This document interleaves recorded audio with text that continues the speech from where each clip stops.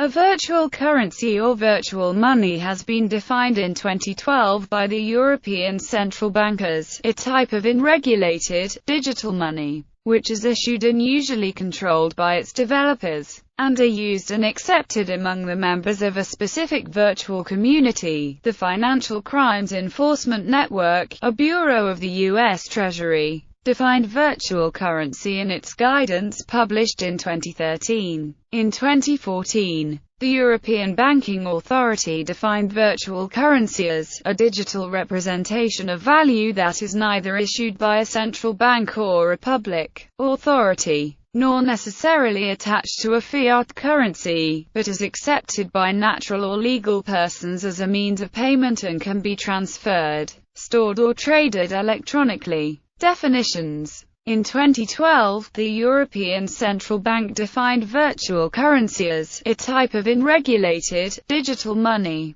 which is issued and usually controlled by its developers, and used and accepted among the members of a specific virtual community. In 2013, Financial Crimes Enforcement Network, a bureau of the US Treasury, in contrast to its regulations defining currency as the coin and paper money of the United States or of any other country that I is designated as legal tender and that e circulates and i is customarily used and accepted as a medium of exchange in the country of issuance, also called real currency, by FinCEN, defined virtual currency as a medium of exchange that operates like a currency in some environments, but does not have all the attributes of real currency. In particular, virtual currency does not have legal tender status in any jurisdiction. In 2014, the European Banking Authority defined virtual currency as a digital representation of value that is neither issued by a central bank or a public authority, nor necessarily attached to a fiat currency, but is accepted by natural or legal persons as a means of payment and can be transferred, stored or traded electronically. History of the term. In his written testimony to the 2013 congressional hearing on virtual currencies, Ben Bernanke stated virtual currencies have been viewed as a form of electronic money, or area of payment system technology that has been evolving over the past 20 years. In reference to a congressional hearing on the future of money before the Committee on Banking and Financial Services on the 11th of October 1995, the Internet currency FLUS was created in 1999. The term virtual currency appears to have been coined around 2009, paralleling the development of digital currencies and social gaming, although the correct classification is digital currency. U.S. government institutions have preferred and uniformly adopted the term virtual currency, first the U.S. Treasury's FinCEN, then the FBI in 2012, and in the General Accounting Office in its 2013 report, and other government agencies testifying at the November 2013 U.S. Senate hearing about Bitcoin, like the Department of Homeland Security, the U.S. Securities and Exchange Commission, the Office of the Attorney General. Limits on being currency. Attributes of a real currency, as defined in 2011 in the Code of Federal Regulations, such as real paper money and real coins, are simply that they act as legal tender and circulate, customarily. The IRS decided in March 2014 to treat Bitcoin and other virtual currencies as property for tax purposes, not currency. Some have suggested that this makes Bitcoins not fungible, that is, one Bitcoin is not identical to another Bitcoin, unlike 1 gallon of crude oil being identical to another gallon of crude oil, making Bitcoin unworkable as a currency. Others have stated that a measure like accounting on average cost basis would restore fungibility to the currency. Categorization by currency flow. Closed virtual currencies. Virtual currencies have been called closed when they have no connection to the real economy, like currencies in online games only, such as World of Warcraft. While there may be a black market for exchanging WOW gold against real-world assets, it is expressly forbidden by the owner of WOW. Virtual currencies with currency flow into one direction. This type of currency has been known for a long time in the form of customer incentive programs or loyalty programs. The first known coupon in history is probably from the U.S., attributed to Asher Candler, inventor of Coca-Cola and the free drink coupons in 1887, followed by C.W. Post's 1-cent off coupon in breakfast cereal boxes in 1895, both to drive sales. The business issuing the coupon functions as a central authority. Coupons remained unchanged for 100 years until new technology enabling credit cards became more common in the 1980s, and credit card rewards were invented.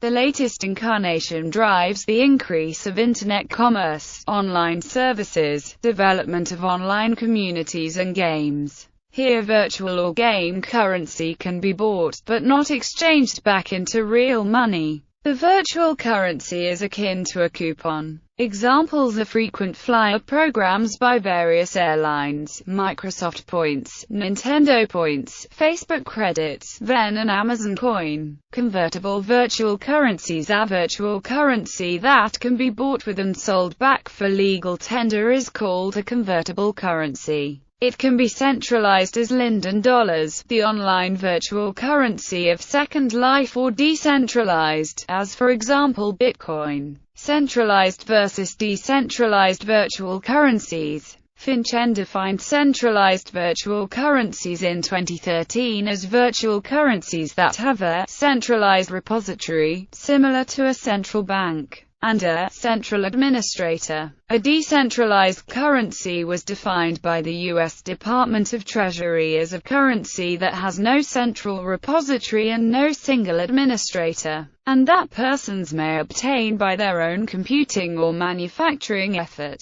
Rather than relying on confidence in a central authority, it depends instead on a distributed system of trust. Bitcoin is the first decentralized digital currency. Trust in the currency is based on the transaction ledger, which is cryptographically verified, and jointly maintained by the currency's users. The Bitcoin Foundation claims that Bitcoin was designed to be fully decentralized, with miners operating in all countries, and no individual having control over the network, and that Bitcoin is as virtual as the credit cards and online banking networks people use every day. According to a Forbes journalist, Bitcoin mining has become increasingly centralized, and a group of European cryptologic researchers have questioned if Bitcoin is indeed a decentralized currency. To improve Bitcoin's decentralization, they suggest to encourage fully decentralized mining pools, allow only one vote per Bitcoin client, and to increase transparency in decision-making. The money matrix. Digital currency is a particular form of currency that is electronically transferred and stored, i.e., distinct from physical currency, such as coins or banknotes. According to the European Central Bank, virtual currencies are generally digital, although their enduring precursor, the coupon for example, is physical. A cryptocurrency is a digital currency using cryptography to secure transactions and to control the creation of new currency units.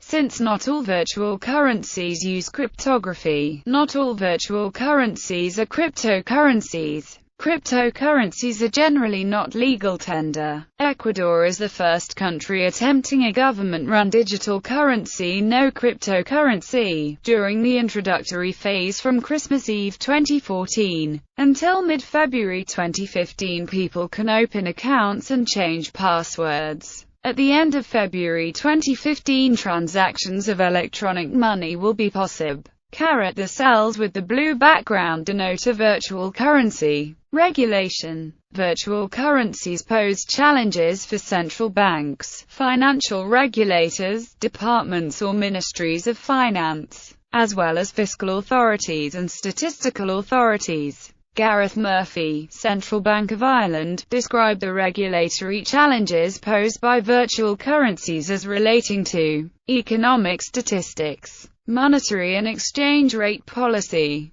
tax leakage, payment systems and settlement infrastructure, consumer protection, anti-money laundering, impact of financial regulation on financial service providers. US Treasury Guidance on 20 March 2013. The Financial Crimes Enforcement Network issued a guidance to clarify how the U.S. Bank Secrecy Act applied to persons creating, exchanging and transmitting virtual currencies. Securities and Exchange Commission guidance. In May 2014, the U.S. Securities and Exchange Commission warned about the hazards of Bitcoin and other virtual currencies. New York State regulation. In July 2014, the New York State Department of Financial Services proposed the most comprehensive regulation of virtual currencies to date, commonly referred to as a bit license. Unlike the U.S. federal regulators, it has gathered input from Bitcoin supporters and the financial industry through public hearings and a comment period until October 21,